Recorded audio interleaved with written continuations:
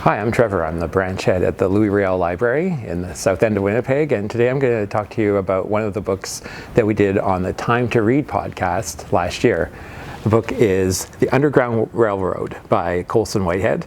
And when I was a kid and I first learned about the Underground Railroad in school, I always thought it was a real thing. So when I discovered this book through the podcast, Colson Whitehead also treats the Underground Railroad as an actual real thing in the story. So this story is about a escaped slave called Cora and her friend Caesar as they leave the plantation in the south, and they get helped along the way by people who are connected to the Underground Railroad. So it's a mix of fantasy, science fiction, but also rooted in historical facts. So I wasn't sure I was going to like it, but it was amazing, and it got me on to Colson Whitehead, who I also just want to mention writes all kinds of books. He wrote this one called Zone 1, which is actually a zombie apocalypse story about this guy that's one of the last living humans in New York, and Zone 1 is the area that they refer to Manhattan. So it's a great read too.